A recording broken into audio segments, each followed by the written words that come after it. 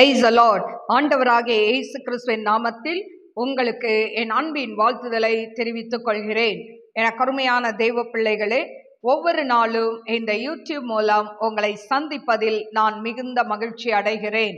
இந்த ஆடியோவை நீங்கள் கேட்டு தேவ ஆசீர்வாதத்தை பெறுவது மட்டுமன்றி, உங்களுக்கு அறிமுகமானவர்கள், உங்கள் நண்பர்கள், உங்கள் உறவினர்களுக்கும் இந்த ஆடியோவை அனுப்பி தேவனுடைய நாமத்தை மகிமைப்படுத்தும்படி உங்களை அன்புடன் கேட்டுக்கொள்கிறேன்.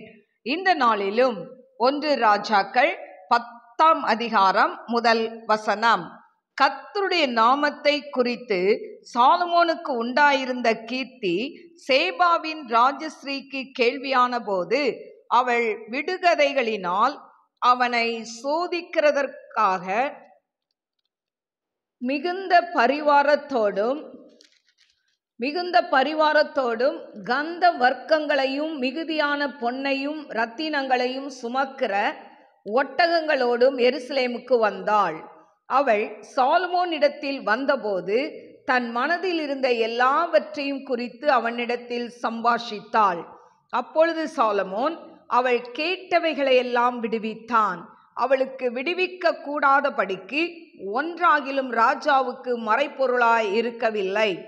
சேபாவின் ராஜஸ்ரீ சாலமோனுடைய சகல ஞானத்தையும், அவன் கட்டின அரண்மனையையும், அவன் பந்தியின் போஜன பதார்த்தங்களையும், அவன் ஊழியக்காரரின் வீடுகளையும், அவன் உத்தியோகஸ்தரின் வரிசையையும், அவர்கள் வஸ்திரங்களையும், அவனுடைய பான பாத்திரக்காரரையும், அவன் கர்த்தருடைய ஆலயத்துக்குள் பிரவேசிக்கும் நடை மண்டபத்தையும் கண்டபோது அவள் ஆச்சரியத்தால் பிரமை கொண்டு ராஜாவை நோக்கி, உம்முடைய வர்த்தமானங்களையும் உம்முடைய ஞானத்தையும் குறித்து நான் என் தேசத்தில் கேட்ட செய்தி மெய்யாயிற்று.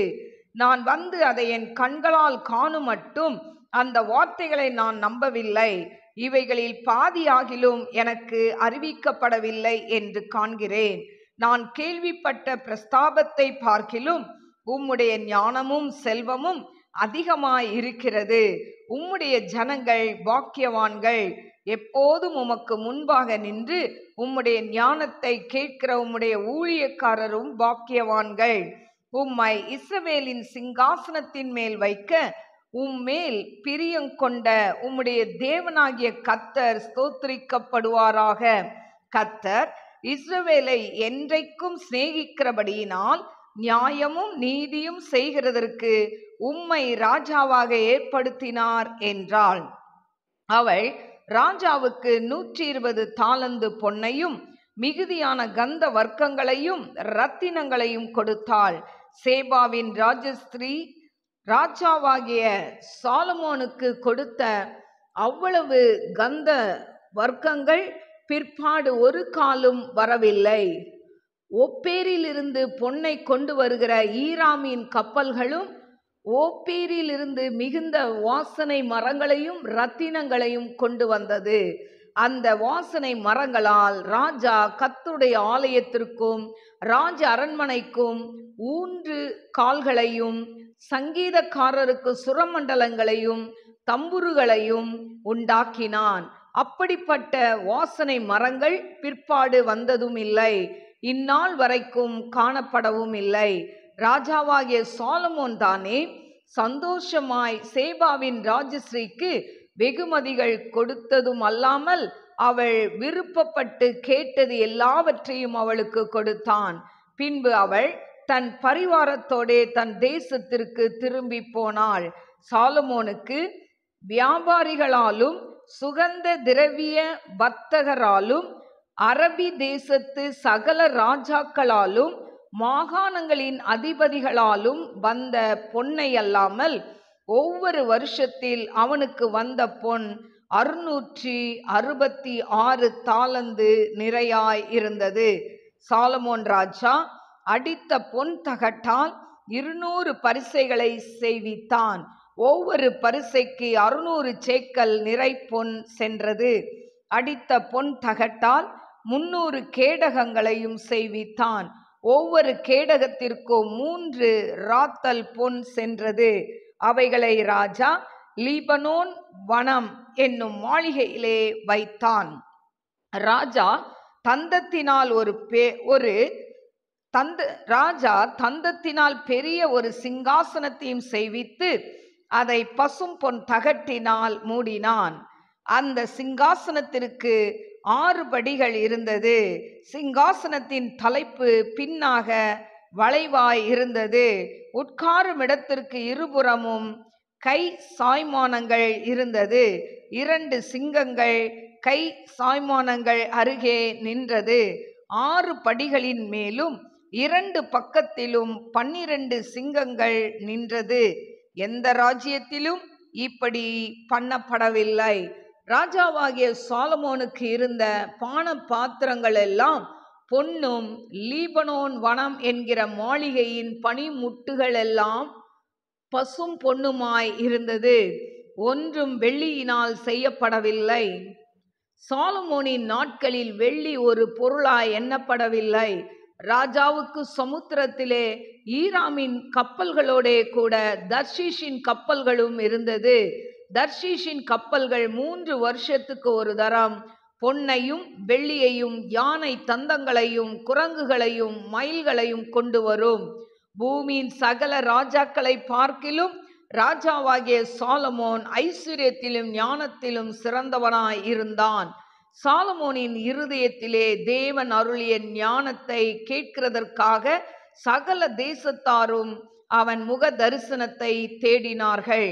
வருஷா வருஷம் அவரவர் தங்கள் காணிக்கையாகிய வெள்ளி பாத்திரங்களையும் பொற்பாத்திரங்களையும் வஸ்திரங்களையும் ஆயுதங்களையும் கந்த வர்க்கங்களையும் குதிரைகளையும் கோவேறு கழுதைகளையும் கொண்டு வருவார்கள். சாலமோன் ரதங்களையும் குதிரை வீரரையும் சேர்த்தான். அவனுக்கு 1400 ரதங்கள் இருந்தது. 12000 குதிரை வீரரும் இருந்தார்கள். அவைகளை ரதங்கள் வைக்கும் பட்டணங்களிலும் அவர்களை எருசலேமில் தன்னிடத்திலும் வைத்திருந்தான். எருசலேமிலே ராஜா வெள்ளியை கற்கள் போலவும் கேதுரு மரங்களை பள்ளத்தாக்குகளில் இருக்கும் காட்டத்தி மரங்கள் போலவும் அதிகமாக்கினான். சாலமோன் தனக்கு குதிரைகளையும் புடவைகளையும் எகிப்திலிருந்து அழைப்பித்தான். ராஜாவின் வர்த்தகர் புடவைகளை ஒப்பந்த விலை கிரயத்திற்கு வாங்கினார்கள். எகிப்திலிருந்து வந்த ஒவ்வொரு ரதத்தின் விலை 600 வெள்ளிக்காசும் ஒவ்வொரு குதிரையின் விலை 150 வெள்ளிக்காசுமாய் இருந்தது. இந்த பிரகாரம் ஏத்தியரின் ராஜாக்கள் எல்லாருக்கும் சீரியாவின் ராஜாக்களுக்கும் அவர்கள் மூலமாய் கொண்டு வரப்பட்டது. எனக்கு அருமையான தெய்வ பிள்ளைகளே, இந்த நாளிலும் 1 ராஜாக்கள் 10ஆம் அதிகாரம் 1 முதல் 29 வசனங்களை நான் வாசித்திருக்கிறேன். எனக்கு அருமையான தெய்வ பிள்ளைகளே, இந்த சாலமோனுக்கு தேவன் கொடுத்த ஞானத்துல அவன் அரசாளுகிறதை பார்க்கிறோம். இப்படி அவனுக்கு கொடுத்த அந்த ஞானத்தை கேள்விப்பட்டு அநேகர் தூர தேசத்திலிருந்து இந்த ராஜாக்களும் மற்றவர்களும் இவனுடைய ஞானத்தை பார்ப்பதற்காக இவர்கள் என்ன பண்றாங்க, காணிக்கைகளை எல்லாம் கொண்டு வந்து ராஜா சமூகத்துக்கு கடந்து வருகிறதை பார்க்கிறோம். அப்படி வந்ததில் ஒரு ராணி யார் என்று சொன்னால் சேபாவின் ராஜஸ்ரீ அப்படின்னு சொல்லப்பட்டிருக்கிறது. எனக்கு அருமையான தெய்வ பிள்ளைகளே, முதல் வசனத்துல கர்த்தருடைய நாமத்தை குறித்து சாலமோனுக்கு உண்டாயிருந்த கீர்த்தி சேபாவின் ராஜஸ்ரீ கேள்வியான போது அவள் விடுகதைகளினால் அவனை சோதிக்கிறதற்காக, அப்போ விடுகதையை சொல்லி அதை எப்படி அவன் விடுவிப்பான் அப்படின்னு அவனை சாலமோனை டெஸ்ட் பண்றதுக்காக வரா. எனக்கு அருமையான தெய்வ பிள்ளைகளே, இந்த சேபா என்பது தென்கிழக்கு அரேபியா என்றும் எத்தியோப்பியா என்றும் 2 கருத்துகள் உள்ளன. இந்த தென் தேசம் என்று கர்த்தர் குறிப்பிட்டதால் மத்தேயு 12:42 சொல்லப்பட்டபடி அது எத்தியோப்பியாவாக தான் இருக்கும் என்று கருதப்படுகிறது. கருமையான தெய்வ பிள்ளைகளே, இந்த சேபாவின் அரசி நேர்ல வந்து சாலமோனுக்கு விடுகதைகள் மறைப்பொருள்களை குறித்து அந்த சாலமோனோடு பேசுறாங்க. பேசும்போது அவங்க அவனுடைய அதாவது பதில்களை கேட்கும்போது அவங்க ஆச்சரியத்தால் அவர்கள் பிரமித்து நிற்கிறதை நாம் பார்க்கிறோம்.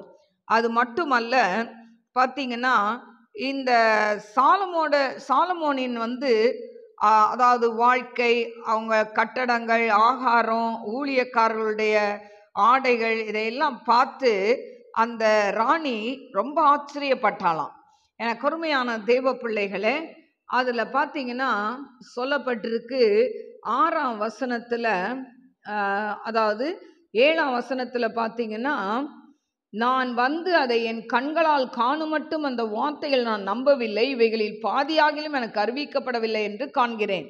நான் கேள்விப்பட்ட பிரஸ்தாபத்தை பார்க்க உம்முடைய ஞானமும் செல்வமும் அதிகமாயிருக்கிறது. ஆச்சரியப்படுறாங்க, அதெல்லாம் பார்த்துட்டு இவ்வளோ இது இருக்கே அப்படின்னு சொல்லி.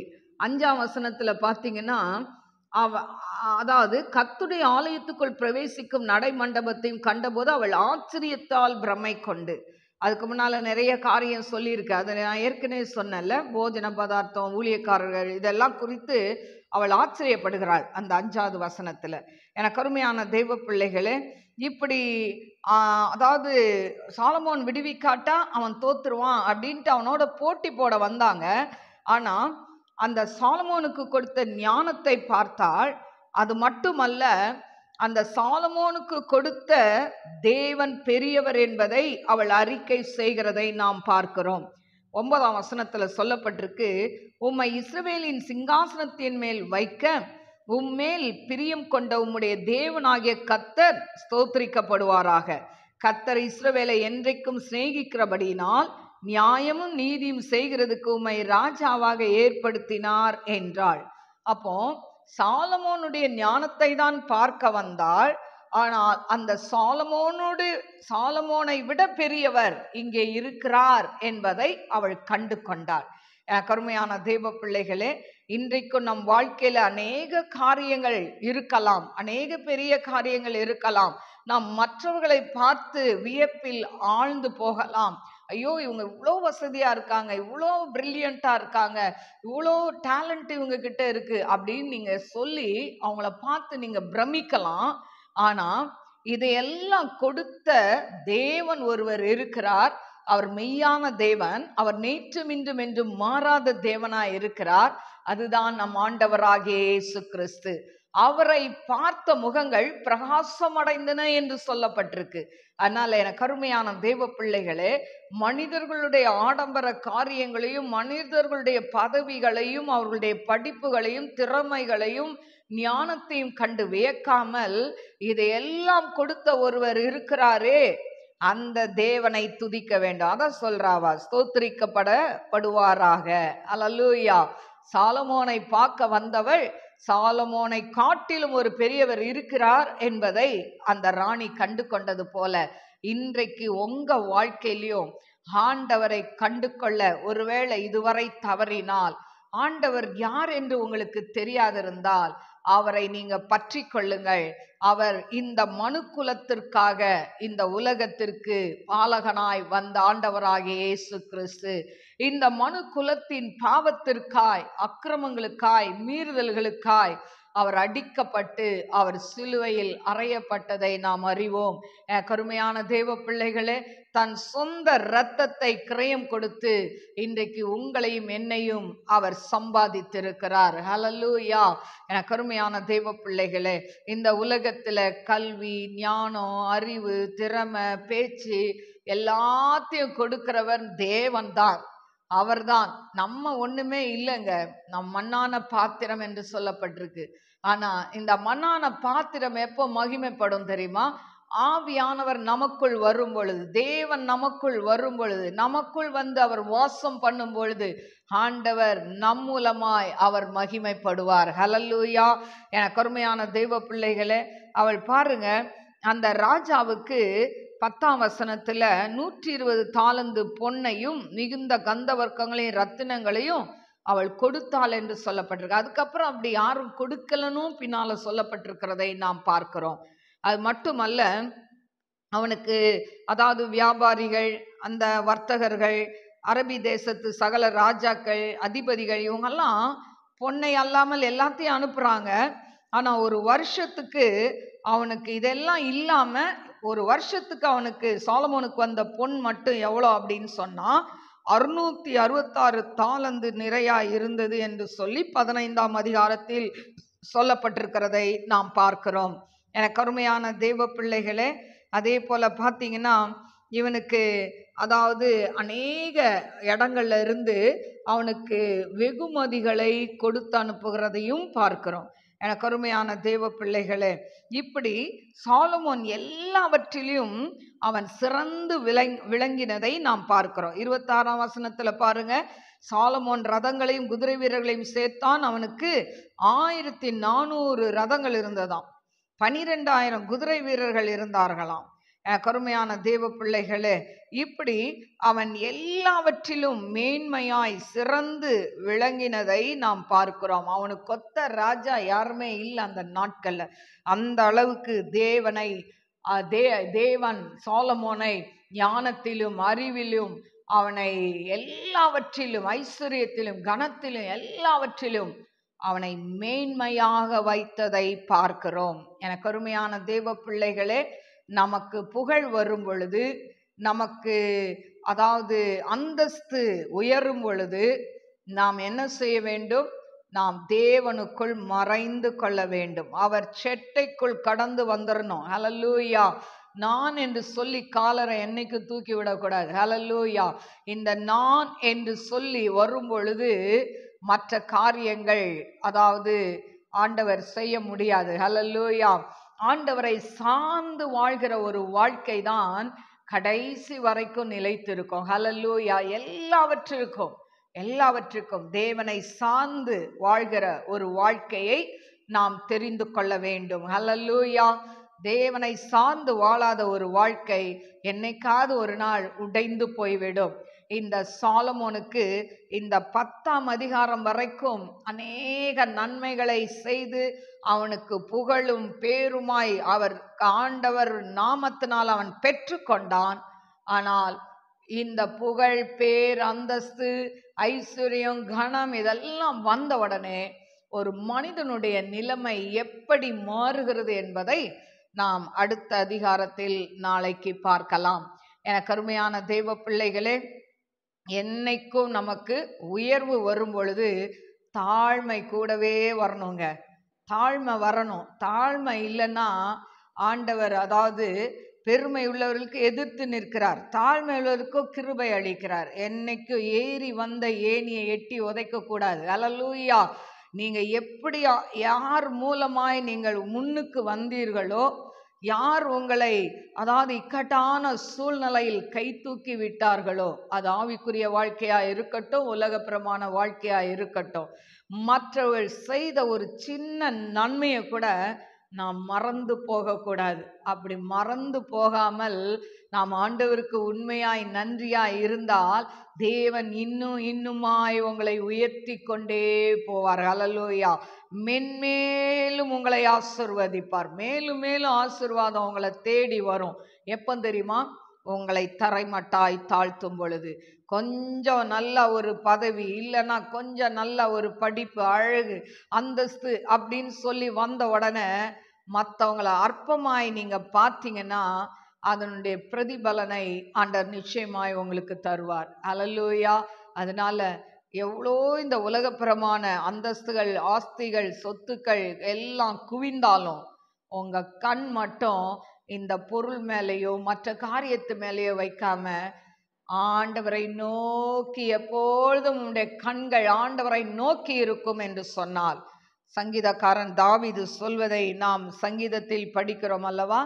எனக்கு ஒத்தாசை வரும் பர்வதங்களுக்கு நேராக என் கண்களை ஏறெடுப்பேன். ஆண்டவரை நோக்கி உங்க கண்கள் எப்பொழுதும் இருந்தா உங்க வாழ்க்கை ஜெயமா இருக்கும் என்பதில் சந்தேகமே இல்லை. ஹல்லேலூயா. உங்க கண்கள் மனுஷர்கள் மேல இருக்கும்னு சொன்னா என்னைக்காவது ஒரு நாள் நீங்க வெட்கப்பட்டு கலங்கி நிற்கணும்.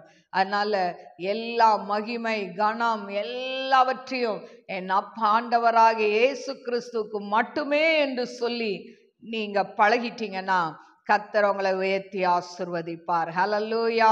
கண்களை மூடி நாம் செபிப்போம். ஸ்தோத்திரிக்கிற ஆண்டவரே, மகா பரிசுத்தமுள்ள நல்ல தகப்பனே, உமக்கு ஸ்தோத்திரிக்கிற அப்பா. சாலமோனுக்கு ஆண்டவரே அப்பா முதல் முறை தரிசனம் கொடுத்து நீ என்ன விரும்புறன்னு கேட்டீங்கப்பா. ஆண்டவரே, ஞானத்தை கேட்கும் போது கேளாத எல்லாவற்றையும் கொடுத்தீங்க டாடி.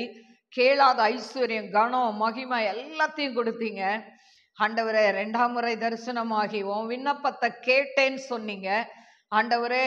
அப்பா உமக்கு ஸ்தோத்திரிக்கிற அவனுடைய ஆண்டவரே ஞானத்தை கண்டு தூர தேசத்திலிருந்து ஆண்டவரே ஜனங்கள், ராஜாக்கள், ஆண்டவரே அப்பா ராணி எல்லாம் வந்து ஏசப்பா பிரமித்து நிக்கிறத நாங்க இந்த அதிகாரத்துல பாக்குறோம். ஏசப்பா ஆண்டவரே உமக்கு ஸ்தோத்திரிக்கிற ஒரு மனுஷனை உயர்த்த நீங்க நினைச்சா ஆண்டவரே அப்பாவுடைய உயர்வுக்கு அப்பா சரியாய் யாரு நிற்க முடியாது என்பதை சாலமோன் வாழ்க்கையில கண்டு கொண்டோம் ஆண்டவரே. அப்பா உமக்கு நன்றி சொல்லி துதிக்கிறேன். இத்தனை உயர்வை கொடுத்த சாலமோன் அப்பா உன்னுடைய எஞ்சிய நாட்கள் எப்படி இருந்தான் என்று சொல்லி அப்பா நாங்கள் இன்னும் தியானிக்க போகிறோம் ஆண்டவரே. இதுவரைக்கும் ஆண்டவரே உமக்குள்ள சாலமோன் இருந்ததை பார்க்கிறோம். இதை கேட்டுக்கொண்டு இருக்கிற யாரா இருந்தாலும் ஆண்டவர் சில மேன்மைகளை கொடுக்கும் வரை, ஆசீர்வாதங்களை கொடுக்கும் வரை தேவனுக்கு உண்மையா இருந்துட்டு அதுக்கு பின்பாக நாம் பின்மாற்றத்துல போகும் பொழுது தேவன் அதில் பிரியப்படுகிற தேவன் அல்ல என்பதை நாம் உணர்ந்து இந்த நேரத்துல நம்மளை ஒப்பு கொடுத்து செபிப்போம். அப்பா உமக்கு ஸ்தோத்திரிக்கிறேன். அடிமையுடைய கரத்துல கொடுக்கிறேன்னு சொல்லுங்க. அப்பா உமக்கு ஸ்தோத்திரிக்கிறேன். என்னை முற்றிலுமாய் மாற்றுங்க ஆண்டவரை, உம்மை போல மாற்றுங்க அப்பா. எல்லா சூழ்நிலையிலையும் உம்மை சார்ந்து வாழ கிருபை தாங்க ஆண்டவரே. உம்முடைய அன்பின் கரத்துல தாழ்த்தி ஒப்பு கொடுக்கிறேன்ப்பா. இதை கேட்டுக்கொண்டு இருக்கிற எல்லா பிள்ளைகளையும் உம்முடைய அன்பின் கரத்துல கொடுக்கிற உண்மையே சார்ந்து வாழக்கூடிய கிருபை உம்முடைய பிள்ளைகளுக்கு தாங்க ஏசப்பா. நாசில் சுவாசமுள்ள மனுஷனை நம்பாதன்னு சொல்லி இருக்கிறீங்களேப்பா. கர்த்தர் பேரில் பற்றுதலா இருப்பது நலம் என்று சொல்லி இருக்கிறீங்களே. உங்க மேல நம்பிக்கையா இருக்க உதவி செய்யுங்க டாடி. ஆண்டவரே உமக்கு ஸ்தோத்திரிக்கிறேன். இந்த புது வருஷத்திலையும் அப்பா உம்மை நம்பி உம்முடைய பிள்ளைகள் அந்த ஓட்டக்களத்துல, ஆவிக்குரிய ஓட்டக்களத்துல ஓட கிருபை கொடுங்கப்பா, பலனை கொடுங்கப்பா. கடைசி மட்டும் ஓட அப்பா நீங்க கிருபை தாங்க டாடி. உம்முடைய நாமத்தை மாத்திரம் மகிமைப்படுத்துங்க. ஆவியானதாமே பெரிய காரியங்களை செய்யுங்க. இயேசுவின் நாமத்தில் கேட்கிறேன் பிதாவே, ஆமென். God bless you. God bless you.